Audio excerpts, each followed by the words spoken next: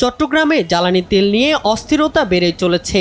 সরকারি তরফ থেকে দেশে জ্বালানি তেলের কোনো সংকট নেই দাবি করলেও বাস্তবে পেট্রোল পাম্পে মিলছে না তেল। রোববার সকাল থেকেই নাটোরের বিভিন্ন তেল পাম্পের সামনে দীর্ঘ লাইনে দাঁড়িয়ে গ্রাহকদের তেল নিতে দেখা গেছে। এতে চাকরিজীবীদের নষ্ট হচ্ছে কর্মঘণ্টা, আর ব্যবসায়ীরা পড়ছেন আর্থিক ক্ষতিতে। এদিকে রাজশাহীতেও দেখা গেছে যানবাহনের দীর্ঘ সারি।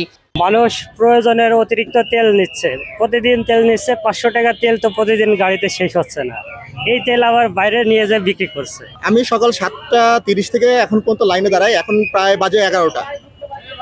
এখন পর্যন্ত আমরা লাইন পাই নাই। এই অ্যাপের মাধ্যমে এই রাজশাহীর মহানগর এবং প্রতিটি উপজেলা সমস্ত রাজশাহীকে যত যানবাহন রয়েছে রেজিস্ট্রেশন আমরা আওতায় নিয়ে আসব, যাতে কোনো মোটরসাইকেল বা গাড়ি এক ফুয়েল স্টেশন থেকে অন্য ফুয়েল স্টেশনে গিয়ে তেল না নিতে পারে।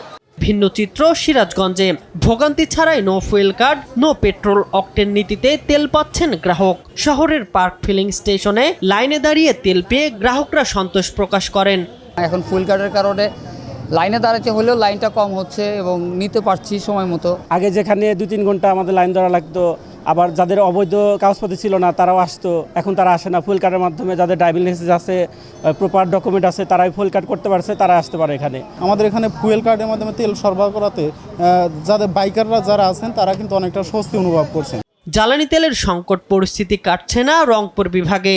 এরই মধ্যে অর্ধেকেরও বেশি পাম্প বন্ধ হয়ে গেছে। যেসব পাম্পে তেল দেওয়া হচ্ছে তাতে দীর্ঘ সারি। বিভাগীয় কমিশনার কার্যালয়ের তথ্যানুযায়ী বিভাগে প্রতিদিন গড়ে 10 লাখ লিটার ডিজেলের চাহিদা থাকলেও সরবরাহ পাওয়া যাচ্ছে 9 লাখ লিটার। মুন্সিগঞ্জের অধিকাংশ ফিলিং স্টেশন বন্ধ থাকায় হয়রানি ও ভোগান্তি বেড়েছে কয়েক গুণ। আর মেহেরপুরে জ্বালানি সংকটে দিশেহারা কৃষক, জমিতে সেচ দিতে হিমশিম খাচ্ছেন তারা।